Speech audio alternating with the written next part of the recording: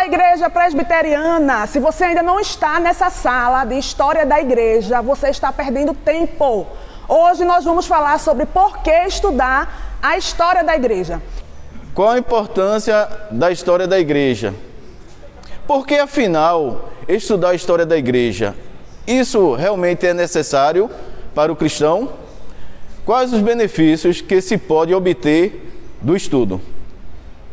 A história da Igreja é a nossa história. Tem a ver com a nossa identidade, quem somos e de onde viemos. Quer no sentido espiritual, quer no sentido cultural. Pois o cristianismo foi um poderoso elemento formativo do Ocidente, como em todo da América Latina e em particular. Além disso, o estudo da história ajuda-nos a compreender a nossa herança cristã, dá-nos um senso de continuidade com o passado e proporcionar edificação e inspiração. Finalmente, a fonte de solenes advertências quanto aos erros das igrejas cristãs individuais, incentivando-nos à humildade e à tolerância. Bem, quais são os períodos da história da Igreja? Para a facilidade de estudo, a história da Igreja é dividida em períodos, os quais, por sua vez, estão subdivididos em unidades menores. Essa divisão é relativa, variando de acordo com os critérios de diferentes estudiosos, mas facilita a compreensão de um tema que é tão vasto e complexo. A Igreja é dividida em 4 períodos. A Igreja Antiga, a Igreja Medieval, a Igreja Reformada Protestante e a Igreja Moderna e Contemporânea.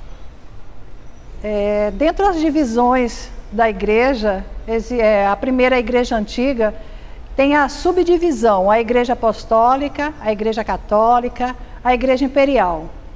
Na divisão da Igreja Medieval, nós temos a Igreja no início da Idade Média, no apogeu da Idade Média e na época do Renascimento.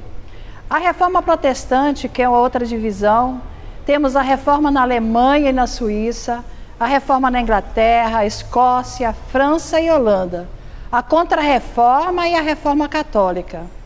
Na outra divisão, que é a Igreja Moderna e Contemporânea, temos o Racionalismo e Reavivamentos, o Grande Século das Missões e o século XX e o início do século XXI, a era que estamos hoje.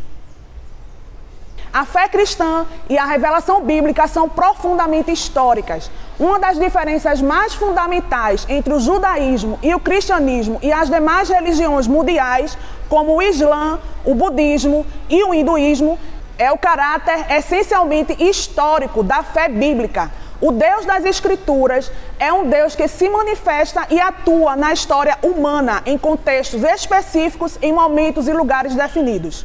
Portanto, a Bíblia toda é um livro de história, a história da autorrevelação, da ação soberana do nosso Deus na vida do mundo e especialmente na vida do seu povo. O Senhor Deus ama e quer redimir pessoas de todos os povos, mas a preparação dessa redenção fez com que Deus criasse e chamasse um povo específico que viveu em uma época e lugar determinados. O que é o Novo Testamento? O Novo Testamento é a narrativa de como, em um momento específico da história, em um contexto geográfico específico, Deus mesmo veio ao mundo de maneira muito mais pessoal do que antes, na pessoa de Jesus de Nazaré. O texto diz: vindo, porém, à plenitude do tempo, Deus enviou o seu Filho, nascido de mulher, nascido sob a lei. Está lá em Gálatas 4:4. O que contém os evangelhos? Eles contêm a história de Jesus à luz das necessidades das comunidades cristãs primitivas. A morte, a ressurreição, a ascensão de Jesus não são o fim da história da redenção. Jesus dá a seus discípulos a grande comissão, promete-lhes a sua presença todos os dias até o fim do mundo. Está lá em Mateus 28:20. E envia seu Espírito para proteger, capacitar e guiar a igreja na sua vida e missão. Atos dos Apóstolos. As epístolas são também documentos históricos escritos pelos apóstolos em resposta a necessidades específicas das primeiras comunidades cristãs. Entre o Novo Testamento e nós, existe um intervalo de quase 2000 anos e é impossível entender a igreja como a conhecemos hoje sem conhecer o que aconteceu nesses 2 milênios. O livro de Atos descreve como o movimento cristão se difundiu em poucas décadas por muitas áreas do Império Romano. Atualmente, a igreja está presente em todas as partes do mundo.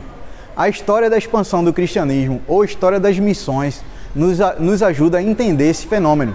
E também porque alguns países são majoritariamente católicos, ortodoxos ou protestantes.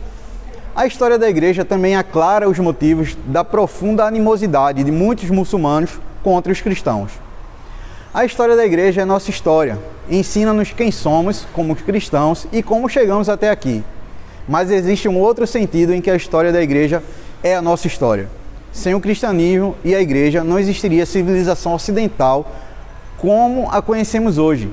A história do Ocidente em geral e da América Latina em particular foi profundamente influenciada e condicionada pelo cristianismo e especialmente pelo catolicismo. Durante toda a Idade Média, a Igreja efetuou de um modo jamais visto todo um continente, a Europa, em sua cultura, idiomas, literatura, artes, arquitetura, leis institucionais, sistemas radicalmente católicos, foram precisamente os vizinhos ibéricos, Espanha e Portugal, os descobridores e colonizadores de toda a América Central e do Sul. A colonização da América Latina foi um empreendimento ao mesmo tempo político, comercial e missionário. Nossas nações nasceram à sombra da cruz e da espada. Sem o conhecimento dessa história, não poderemos entender a história dos nossos países, cultura e tradições, nossas características psicológicas e sociais, nossos problemas e conflitos tão difíceis. E para concluir, a história da igreja fala das vitórias e dos erros do povo de Deus em sua trajetória através dos séculos. São as vitórias e bênçãos que nos dão motivos para louvar e agradecer a Deus. Por outro lado, essa história nos apresenta sérias advertências sobre os pecados individuais e coletivos da igreja e também a necessidade de arrependimento e conversão.